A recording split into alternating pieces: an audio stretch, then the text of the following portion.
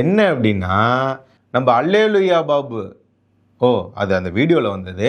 நம்ம அறநிலைத்துறையோட சேகர் பாபு இருக்கார்ல அமைச்சர், திமுக அமைச்சர், அவர் என்ன பண்ணார்னா, திருப்பரங்குன்றமாக இருக்கட்டும், எங்கே இந்து கோயிலாக இருக்கட்டும், இந்துக்களாக இருக்கட்டும், எப்படி வேணாலும் பேசலாம் அப்படின்னு சொல்லி திமுறா இருந்தவருக்கு கன்னியாகுமரி சுசீந்திரம் தானுமாலயா கோயிலில் வச்சு இந்துக்கள் சரியான பதிலடி கொடுத்துருக்குறாங்க. என்ன அப்படின்னா, இந்துக்களை பார்த்து ஒருமையில் பேசியிருக்கிறாருங்க. சோத்தைத்தான் திங்கிறியா என்ன கேட்குறாருன்னு புரியுதா உங்களுக்கு? இந்த மாதிரி கேட்ட இவருக்கு அவங்க சரியான பதிலடி கொடுத்துருக்குறாங்க. அங்கே நிற்காமல் உடனடியாக தலை தெறிக்க ஓடுறாரு. இவர் மட்டும் இல்லை, இவர் கூட அந்த ஏரியா அமைச்சராக இருக்கிறார்ல மனோஜ் தங்கராஜ்னு ஒருத்தர், அவரும் 2 பேர்த்துக்கும் ஏதோ ரன்னிங் ரேஸ் வச்ச மாதிரி ஓடிட்டு இருக்கிறாங்க. எங்கே வேண்டும்னாலும் என்ன வேணாலும் பேசலாம் அப்படின்னு சொல்லி இருந்தவருக்கு கன்னியாகுமரியில் வச்சு இந்துக்கள் சரியான பதிலடி கொடுத்துருக்குறாங்க. இனிமேல் எங்கேயாவது இந்த சேகர் பாபு அவர்கள் வாய் திறப்பாரா? எவ்வளோ ஆணவ பேச்சு இவருக்கு பாருங்கள். ஒரு கோயிலில் பக்தர்களை வச்சு எந்த மாதிரியான வார்த்தையை பேசுறதுன்னு இல்லை. மக்கள் பிரதிநிதிங்க இவர். ஓட்டு போட்டு தானே ஜெயிச்சார், இல்லை கோபாலபுரம் குடும்பம் தான் இவரை தேர்ந்தெடுத்ததா? சீட்டு கொடுத்துருக்கலாம். யார் ஜெயிக்க வச்சா? யார் ஓட்டு போட்டு ஜெயிக்க வச்சா? மக்கள் பிரதிநிதி தானே. மக்களை பார்த்து இப்படி சொல்கிறதா? திமுகவில் 90%, 95% இந்துக்கள் இருக்காங்கன்னு சொன்னாங்க. ஆனால் இப்போது இந்துக்களை பார்த்து என்ன திட்டுறாங்க பார்த்தீங்களா? இப்போவாவது இந்துக்கள் விழித்து கொள்வார்களா? மேலும் திமுக ஆட்சி செஞ்ச சோதனையும் நமக்கு வந்த வேதனையும் அப்படின்ற தலைப்பில் என்னென்னலாம் செஞ்சு வச்சுது இந்த திமுக அரசாங்கம் 2025 அப்படின்றத ஒரு பார்வை நம்ம எடுத்து பார்த்துடலாமா? விடியா திமுக ஆட்சின்ற இந்த வார்த்தையை நாம் திரும்ப திரும்ப அடிக்கடி கேட்டிருப்போம். ஆனால் உண்மை என்ன தெரியுங்களா? 2025 தமிழக மக்களுக்கு விடியாத ஒரு ஆண்டாகவே முடிந்திருக்கிறது. விவசாயிகள், பெண்கள், ஆண்கள், மாணவர்கள், வேலைக்கு செல்பவர்கள் என யாருக்கிட்ட கேட்டுனாலும் பாருங்கள், இந்த ஆட்சி மேலே மாபெரும் அதிருப்தி இருக்குதா இல்லையா அப்படின்னு சொல்லி. வயசான பாட்டி தாத்தா யாருக்கிட்ட வேணாலும் கேட்டு பாருங்க, ஏன் திமுக அமைச்சர்கள்ட்டே வேணாலும் கேட்டு பாருங்க, அவங்களுக்கு கோபாலபுரம் குடும்பத்து மேலே அதிருப்தி இருக்கும். நம்மளை மாதிரி சாதாரண மக்களுக்கெல்லாம் திமுக அரசு மேலேயே அதிருப்தி இருக்கா இல்லையா? 2025 மக்கள் நாம் என்னென்ன கஷ்டங்கள்லாம் துன்பங்கள்லாம் இந்த திமுக ஆட்சியில் அனுபவித்தோம் நடந்தது அப்படின்றத ஒவ்வொன்றா சொல்கிறேன் கேளுங்க. முதலில் விவசாயிகள். ஏன் அப்படின்னா, இந்த 2025 அதிகமாக இந்த திமுக அரசாங்கத்தால் பாதிக்கப்பட்டது விவசாயிகள் தான். குறுவை நெல் அதிகமாக வரும் என்று இந்த அரசாங்கத்திற்கு, திமுக அரசாங்கத்திற்கு தெரிந்தும் கூட நெல் கொள்முதல் செய்வதற்கு முன் ஏற்பாடு செய்யவே இல்லை. இதனால் நெல் கொள்முதல் நிலையத்திற்கு வெளியே பல கிலோமீட்டர்கள் அளவில் நெல் மூட்டைகள் அடுக்கி வைக்கப்பட்டிருந்தன. விவசாயிகள் வெயிலிலும் மழையிலும் பல நாட்களாக காத்திருந்தார்கள்.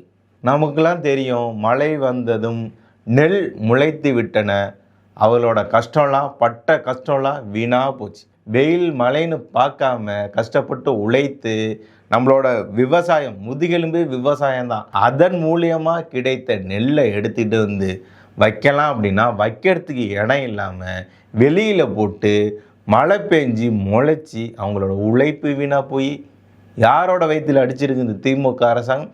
விவசாயி வயிற்றில் மட்டும் இல்லை, யார் யாரெல்லாம் சோறு திங்கிறாங்களோ அவங்க வயிற்றுலலாம் அடிச்சிருக்கு இந்த திமுக அரசாங்கம். இதில் நம்ம குறிப்பாக பார்த்தோம், தஞ்சாவூர், புதுக்கோட்டை பக்கத்துலலாம் ஏரி கால்வாயின்னு தூர்வாரப்படாமல் வந்த இந்த மழை வெள்ளம்லாம் வயலுக்குள்ளே பூந்து வீணா போச்சு, நெற்பயிர்கள்லாம் வீணா போச்சு அப்படின்ற செய்தியை நம்ம பார்த்தோம். இதுக்கெல்லாம் சரியான நஷ்ட ஈடும் இந்த திமுக அரசாங்கம் கொடுக்கல. அவங்களுக்கு சரியான உரமும் கிடைக்கல, சரியான விலையிலையும் கிடைக்கல. தனியார் நிறுவனத்திட்ட போய், தனியார் கடைகளில் போய் விவசாயிகள் காசு அதிகமாக கொடுத்து உரம் வாங்கக்கூடிய ஒரு சூழ்நிலை தமிழகத்தில் இந்த திமுக அரசாங்கத்தில் 2025 நடந்ததா இல்லையா? இப்போ விவசாயிகள் பட்ட கஷ்டத்தை பார்த்துட்டோமா? அதுக்கப்புறம் தமிழ்நாடு வேற என்ன கஷ்டப்பட்டுருக்கு? வேலைவாய்ப்பு வரும், நாங்கள் ஆட்சிக்கு வந்தால் 5 கோடி நபருக்கு வேலைவாய்ப்பு கொடுப்போம், கொடுத்துட்டோம்லாம் இப்போ ஒருத்தர் சொன்னார். வேலை யாரோ ஒருத்தர் சொன்னார், கொடுத்துட்டோம் நாங்கள் அப்படின்லாம் சொல்லிட்டு இருந்தார்ல. வேலைவாய்ப்பு என்ன ஆச்சு? எந்த நிறுவனங்களை திமுக அரசாங்கம் கொண்டு வந்தது, அனுப்பி வச்சதுன்னு நம்ம பார்த்துருவோமா? முதலீடு வரும், வேலைவாய்ப்பு பெருகுன்னு விளம்பரம் பண்ணாங்கல்ல. ஆனால் நிஜம் என்ன? தமிழகத்திற்கு வர வேண்டிய பெரிய நிறுவனங்கள்லாம் வெளி மாநிலத்துக்கு போயிடுச்சு, தமிழ்நாட்டுக்கே வரல அப்படின்னு சொல்லிட்டு போயிடுச்சு. ஆனால் இதெல்லாம் மறைச்சிருக்கு திமுக அரசாங்கம். அதில் குறிப்பாக கூகுள் டேட்டா சென்டரு, பாக்ஸ்கான் இது போன்ற முக்கிய நிறுவனங்கள்லாம் தமிழகத்துக்கு வரல, எல்லாமே ஆந்திரா மாநிலத்திற்கு போயிருக்கு இந்த நிறுவனங்கள்லாம்.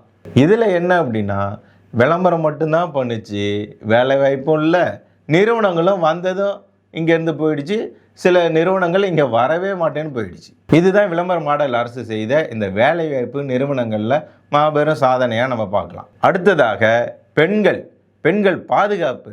நாங்கள் ஆட்சிக்கு வந்தோம்னா சட்டம் ஒழுங்கு என் கையில் இருக்கும், பெண்களுக்கு பாதுகாப்பு கொடுப்போம், இதெல்லாம் சொன்னார்ல. இவர் ஆட்சியில் தான் 2025 என்ன நடந்ததுன்னு ஒரு முறை பார்த்துடலாமா?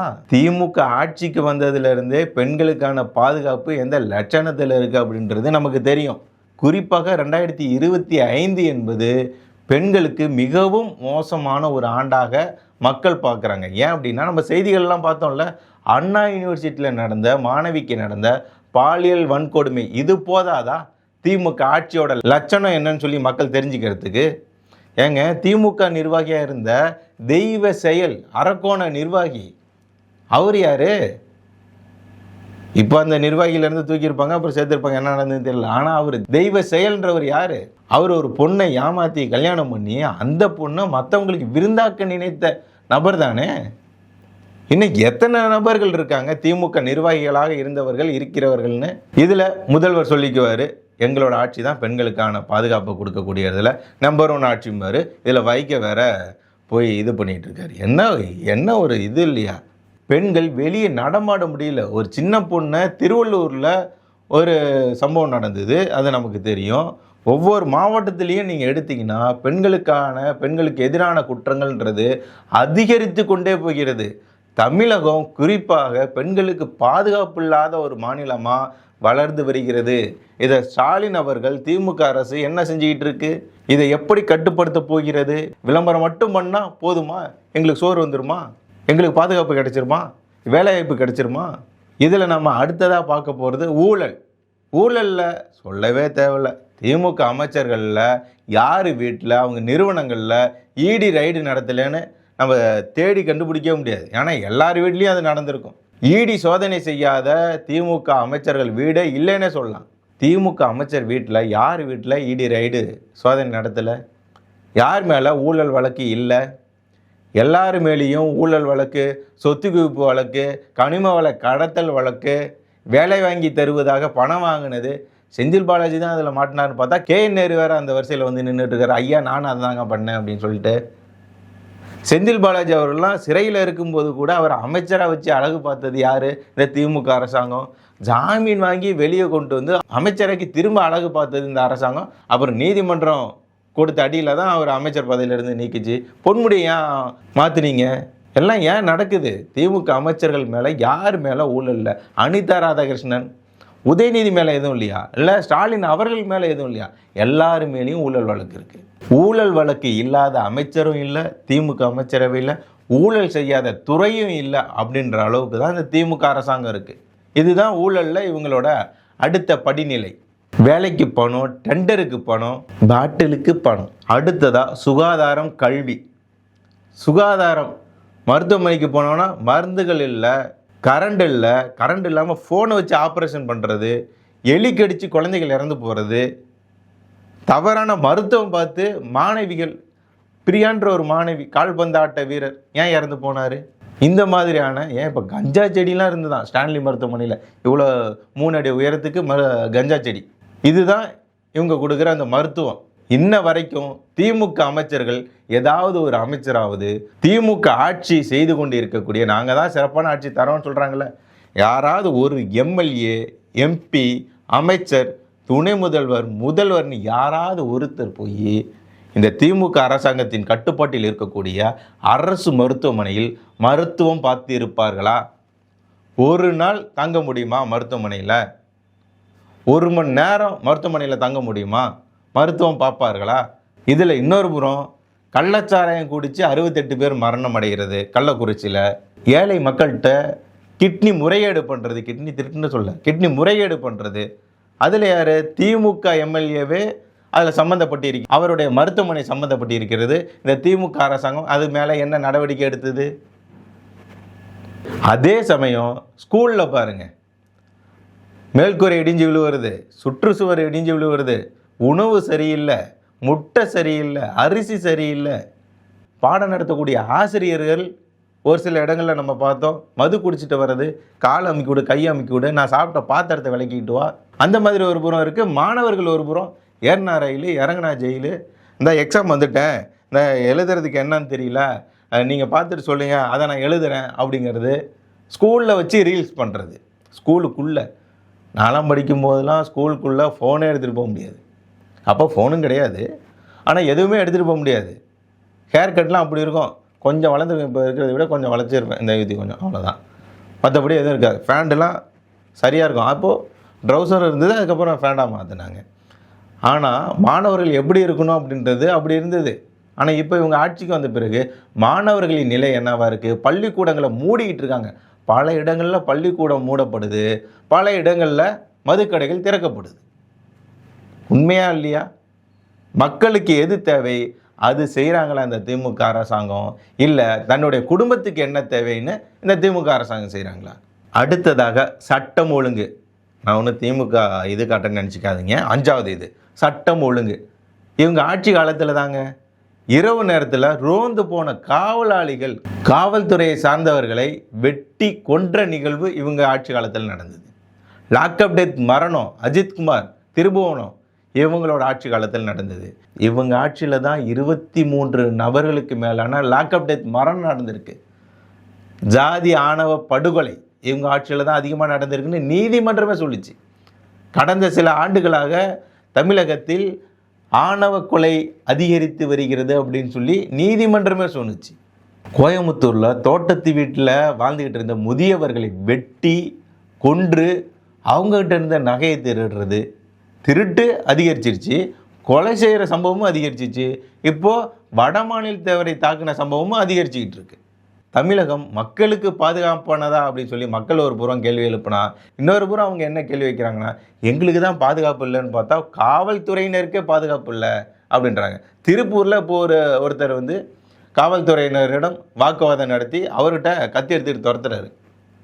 காவல்துறை சார்ந்த அதிகாரி ஒருத்தர் சொல்கிறாரு, அவர் மனநிலை சரியில்லாத நபர் போல தோன்றுகிறார் அப்படின்னு சொல்லி. அடுத்ததாக விலை உயர்வு என்னெல்லாம் நடந்துகிட்டு இருக்கு? மின் கட்டண வரி உயர்வு, சொத்து வரி உயர்வு, அத்தியாவசிய பொருட்கள் வரி உயர்வு, பால் வரி உயர்வு, நெய் விலை உயர்வு, நீங்கள் எதை எடுத்துக்கிட்டாலும் கட்டுமான பொருட்கள் வரி உயர்வு, கட்டுமான பொருட்கள் உயர்வு, குடிநீர் கட்டணம் உயர்வு. இவங்க சொன்னாங்க மாதம் ஒரு முறை மின் கட்டணம் வசூலிக்கப்படும் அப்படின்லாம் சொன்னாங்க. ஆனால் அதை இது வரைக்கும் பண்ணல. அதற்கு நேர் எதிராக எல்லாத்தோட வரியையும் உயர்த்தியது இந்த திமுக அரசாங்கம். குறிப்பாக இவங்களுக்கு ரொம்ப பிடித்த வார்த்தையாக இருக்கக்கூடிய மது, அதுக்கும் ரேட்டை ஏற்றினது இந்த திமுக அரசாங்கம். சம்பளம் அதே தான், ஆனால் செலவு மட்டும் அதிகம். அடுத்ததாக கடன் விவகாரம். இந்த 4 ஆண்டுகளில் வரலாற்றிலேயே எந்த அரசும் செய்ய முடியாத மாபெரும் சாதனை இதுதான். ஆமாங்க, என்ன பண்ணியிருக்காங்க தெரியுங்களா? 3.86 லட்சம் கோடி ரூபாயை கடனாக வாங்கியிருக்கு இந்த ஸ்டாலின் அரசாங்கம். மீதமுள்ள 2.20 லட்சம் கோடி எங்கே போச்சு அப்படின்னு கேட்டிங்கன்னா அதுக்கு இதில் குறிப்பாக ஒவ்வொரு குடும்பத்தின் பெயரிலும் 6 லட்சம் ரூபாய் கடனை வாங்கியிருக்கிறது இந்த திமுக அரசாங்கம். இதுதான் திமுக அரசின், விடியா திமுக அரசின் நிதிநிலை. இதில் முடிவாக என்ன அப்படின்னா, வளர்ச்சியை இந்த திமுக அரசாங்கம் வந்த பிறகு வளர்ச்சி அப்படின்னு சொல்லி விளம்பரம் பண்ணிக்கிறாங்க. ஆனால் என்ன உண்மை என்ன? ஊழல், லஞ்சம், பாதுகாப்பின்மை, கடன், வேலைவாய்ப்பின்மை, இதில் தான் வளர்ந்துக்கிட்டு இருக்கு இந்த திமுக அரசாங்கத்தில். ஆகவே 2025 ஆண்டு காலமானது மக்களுக்கு மிகவும் ஒரு கடினமான ஆண்டு காலமாக அமைந்திருக்கிறது.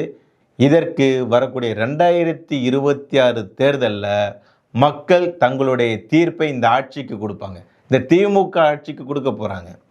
கொடுப்போம்ல, கொடுப்பீங்கள்ல. அந்த தீர்ப்பு என்னவா இருக்கும் அப்படின்னு சொல்லி உங்களுடைய தீர்ப்பு என்ன அப்படின்றத கமெண்ட் பண்ணிட்டு போங்க.